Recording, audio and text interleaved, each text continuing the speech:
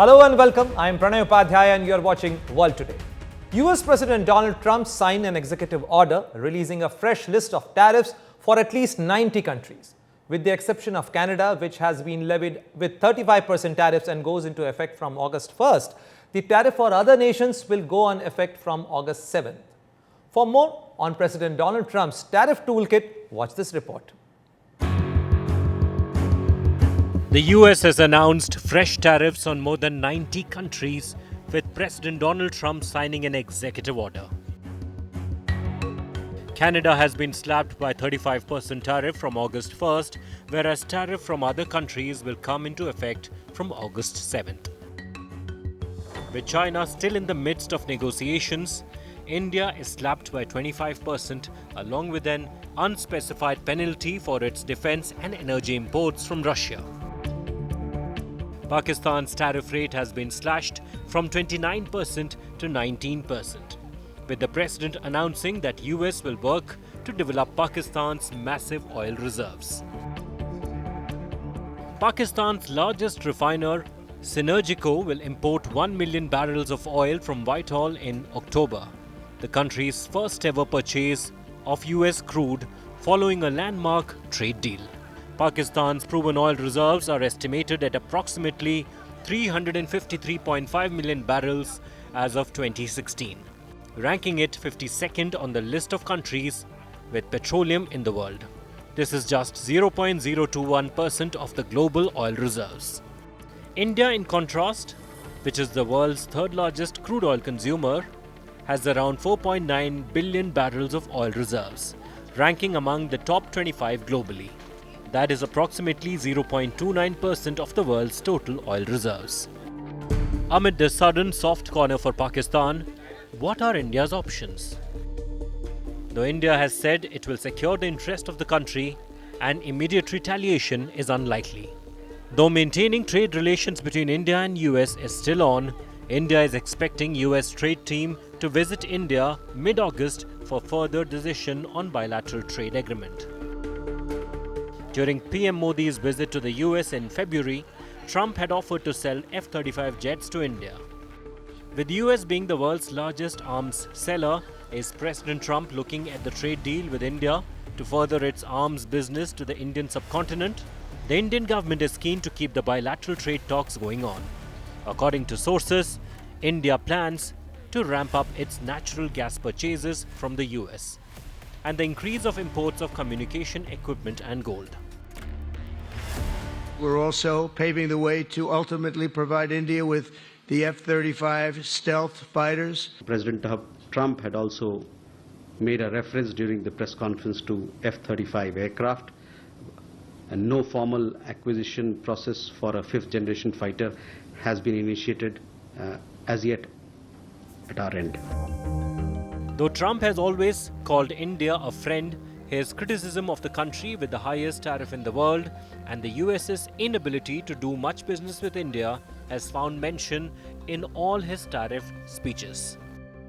Moreover, Trump takes credit for de-escalating tensions between India and Pakistan, a claim clearly refuted by New Delhi. In yet another post on Truth Social, the US president called India and Russia's economies dead. What is to be seen is even as India continues to engage in bilateral talks and expands its imports from the US, will President Trump soften his stand for a country whom he called his friend? With Mahashweta Lala, Bureau Report, India Today. And now to discuss President Donald Trump's tariff announcements in further detail, I am being joined by Ambassador Anjali Prasad, who served as India's former permanent representative to the World Trade Organization. Ambassador Prasad, welcome to World Today. And my first question to you would be, President Donald Trump and his tariff announcement has stirred the global trade order. How do you see these tariffs impacting India's trade relation with the United States, and how these announcements are going to challenge the global trade framework? Thank you very much for having me on your show. Now, first of all, I must say that the imposition of these tariffs and so-called penalties is completely against the multilateral trade rules. I would say it is trade anarchy in a sense, because a large number of countries have been affected by this. So the United States seems to have thrown the multilateral trade rules to the winds. India and all these other countries are signatories to this treaty along with the United States. So I think this is a very irresponsible act on the part of the United States. But Ambassador Prasad, given your experience, what strategic options should India explore to counter and adapt to these tariff policies? Look, there can be a few options that we can exercise depending on what attitude we want to adopt towards this action. Firstly, if we want to be tough, then we should retaliate, announce counter tariffs on their sensitive exports to India. We should select these carefully so that they don't harm us, because we buy certain products which are important for us. So we will have to be a bit smart in what we do. So this is an immediate kind of tough reaction that we can give. The second thing, which is the done thing in the WTO, is to talk to your like-minded trade partners. Talk to them, all those who are affected by this, and try and find out how they are reading this whole situation. If they all feel that this is a complete destruction, literally, of the multilateral trading system, an insult to it, I would say, then but a few countries together can go in dispute to the WTO against the American action, and because there is always strength in numbers. You're absolutely right, Ambassador Prasad, but we have already taken the issue of steel to World Trade Organization. Previously also, during President Donald Trump's previous tenure, we took that issue. How can we leverage our position in World Trade Organization vis-a-vis these US tariffs? Do we have any leeway there? This is exactly what I'm trying to tell you. We have to first talk to our our other trading partners who are affected by a similar action of the United States.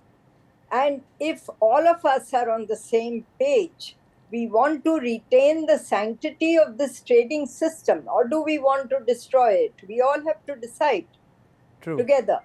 And if we value the trading system, the multilateral trading system, then we must go and dispute together against the United States. But ma'am, so far President Donald Trump has only shown disregard as far as the multilateral trade framework. Yes, absolutely, he has. So this is exactly what I'm saying. Aren't we sovereign countries? Should we accept whatever President Trump is doing? So we are equal stakeholders in the multilateral trading system. True. And therefore, we have to decide. This is a decision we need to take. Ambassador Prasad, just a while ago, you mentioned about the retaliatory options India have. What are the options India has in terms of the retaliatory taxes or tariffs we can impose?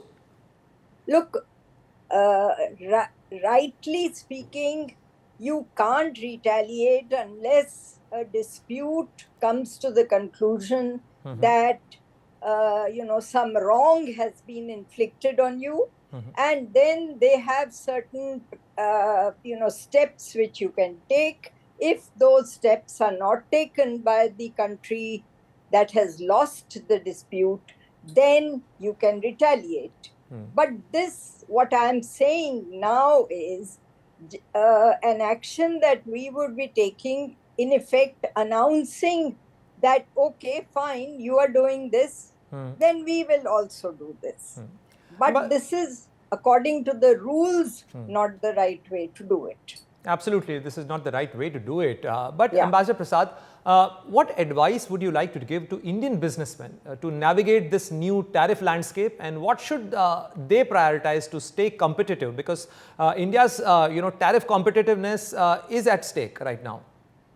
Yeah, see, before that, I want to talk about a third option that we should exercise, in fact, and that is in our hands to do. We should walk away from these bilateral trade talks. We should tell the United States that you have gone ahead and done this while we were still talking. And if you have preempted the whole negotiation, then we walk away. And we pack up and walk away. That is our third, and to my mind, the best option. It is in our hands. We should do it. And now, to come to your point about exports, yes, maybe in the short and medium term, these industries would get affected. However, we have a number of other FTAs. We have other trading partners, and our exporters need to quickly explore certain other markets, including these FTAs that we have concluded. Wherever they can get access, we should try and get access and diversify our markets instead of overtly relying on the US and getting arm twisted by them. Ambassador Prasad, help me understand this issue as well, that, if we accept this 25% tariff, will it also impact the other nations as well, the entire tariff regime which we exercise? See, it's not a question of whether we'll accept it or not accept it.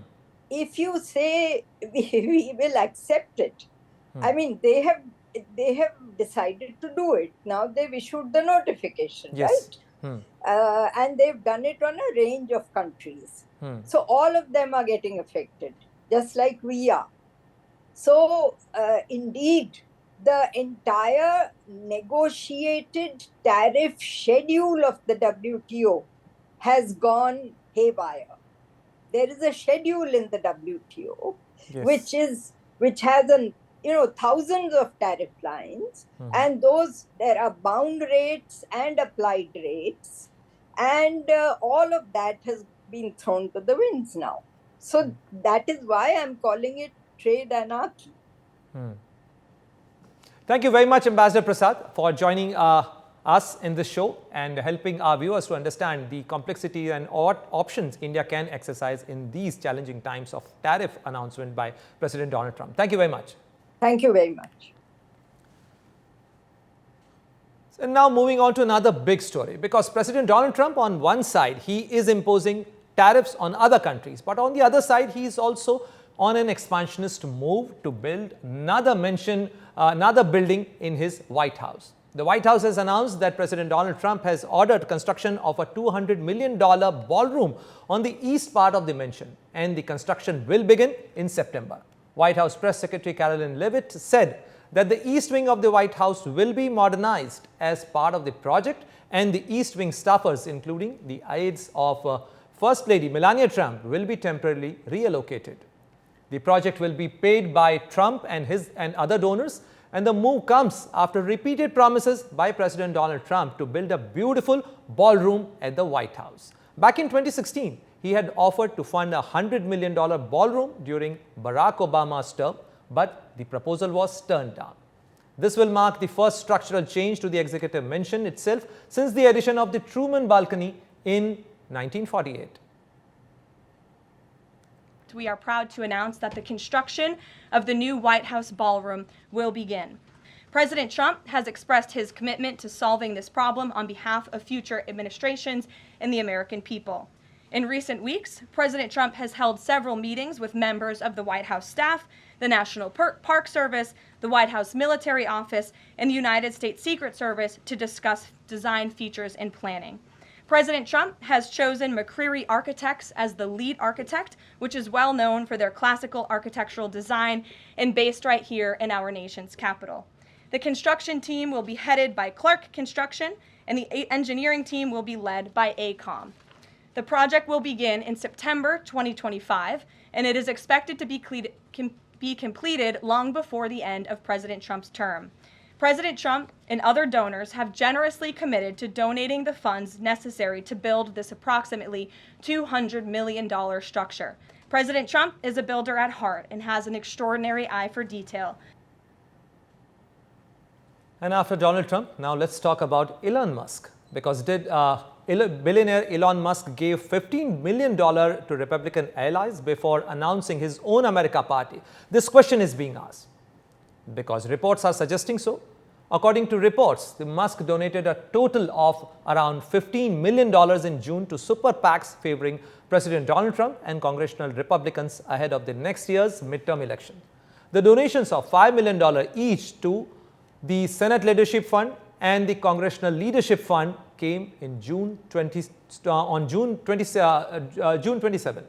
Amid Musk's bitter feud with President Donald Trump over the federal spending legislation, and just days before, the world's richest man declared that he would be forming his own political party. The Tesla CEO emerged as the largest individual contributor to each of these congressional super PACs separately. Campaign reports with the Federal Election Commission shows that Musk this year plowed more than $45 million to his own money into America PAC, the super PAC he oversees, as he worked unsuccessfully to shape the outcome of the Wisconsin Supreme Court race. In 2024 election, Elon Musk spent more than $290 million to help elect President Donald Trump and his favored congressional candidates. He served as a top White House advisor and the leader of the cost-cutting Department of Government Efficiency for several months this year before stepping from government and worked to focus on his companies. At the time, he had also signaled that he might pull back from his political spending. Former US President Joe Biden, while addressing the National Bar Association's 100th Annual Award Gala in Chicago on July 31st, slammed US President Donald Trump and his administration. He warned that the civil rights, the judiciary, and marginalized communities now facing existential threat under the Trump administration. During his address, former President Joe Biden referred to Trump as "this guy, we have a president," and called on attendees to uphold the justice and Constitution. He further said that the US is under pressure and from the administration, and he added that the law firms are bending to bullies instead of staying rooted in justice for the law, including some of the largest newspapers he indicated about. And former President Biden said that these are the dark days, and he called on attendees to fight for the future. Let's listen in. Judges matter. Courts matter. The law matters. And the Constitution matters. I think a lot of Americans are starting to realize that under the pressure we're under now with this guy we have as president. Oh, get ready, folks. This is just starting. These are dark days. But you're all here for the same reason. I left that prestigious law firm in the public defender's office to go to the defender's office years ago. It's because our future is literally on the line. We must be unapologetic of fighting for the future. President Donald Trump's special envoy for the Middle East became the first high-profile US official to visit Gaza since the war began, touring a US-backed aid organization that the United Nations says is partly to be blamed for deadly condition in the enclave. Take a look at this report.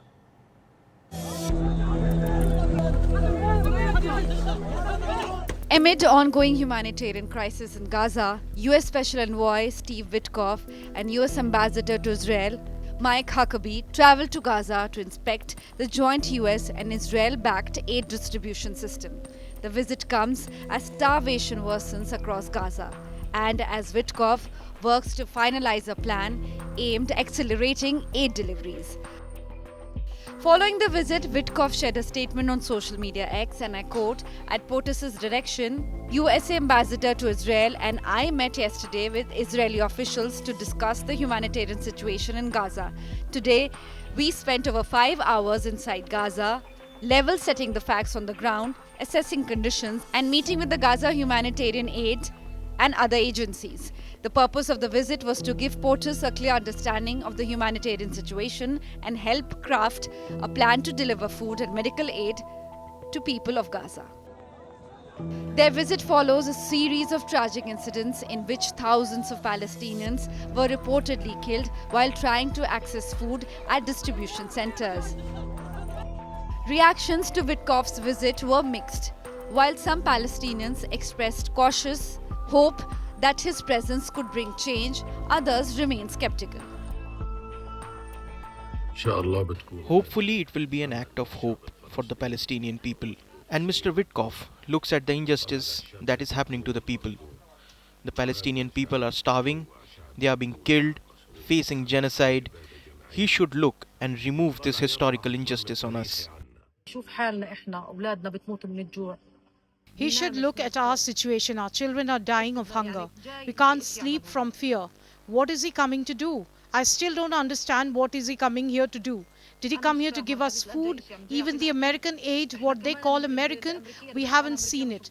We want the war to stop. We don't want these visits just to bring us food that we don't even receive.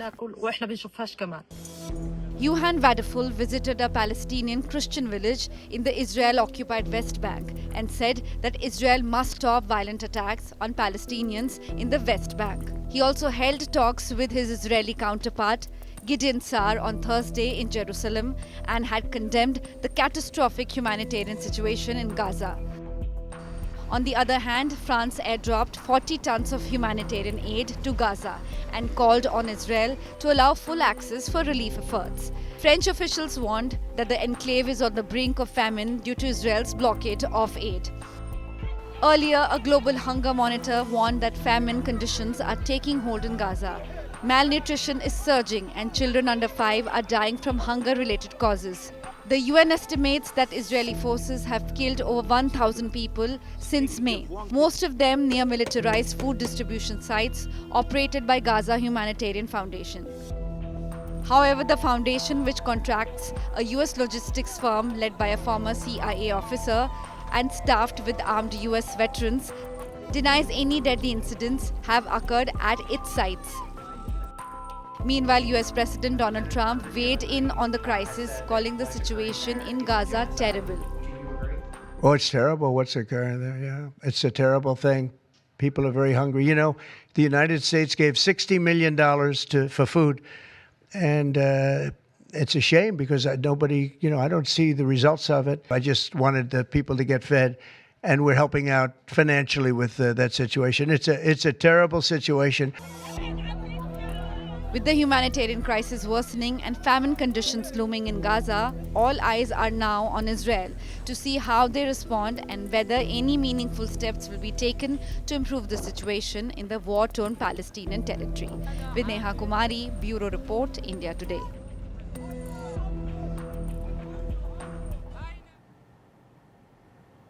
And now moving on to political developments in Pakistan. A Pakistani anti-terrorism court on July 31st sentenced more than 100 members of jailed ex-Prime Minister Imran Khan's party, Pakistan Tehreek-e-Insaf, on terms of charges related to riots that targeted military sites in 2023. 58 of the defendants, who included parliamentarians and senior officials, were sentenced to 10 years in prison, and the rest were given sentences ranging from 1 to 3 years. The accused include Umar Ayub Khan and Shibli Faraz, the leader of Imran Khan's opposition Pakistan Tehreek-e-Insaf party, in the lower and upper houses of the parliament respectively. Imran Khan, who has been in prison since 2023, he is facing charges of corruption, land fraud and disclosure of official secrets, is being tried separately on similar charges related to riots. The government accused him and other leaders inciting the May 9, 2023 protest, during which demonstrators attacked military and government buildings, including the army headquarters in Rawalpindi. Khan's arrest had prompted the countrywide violent protest. Meanwhile, the PTI party said that they will challenge the verdict. The party is also planning a new protest starting on August 5th to mark the second anniversary of Imran Khan's jailing and to demand his release. That's all for this edition of World Today. For more international stories, do log on to India Today Global on YouTube. And thank you. Good night.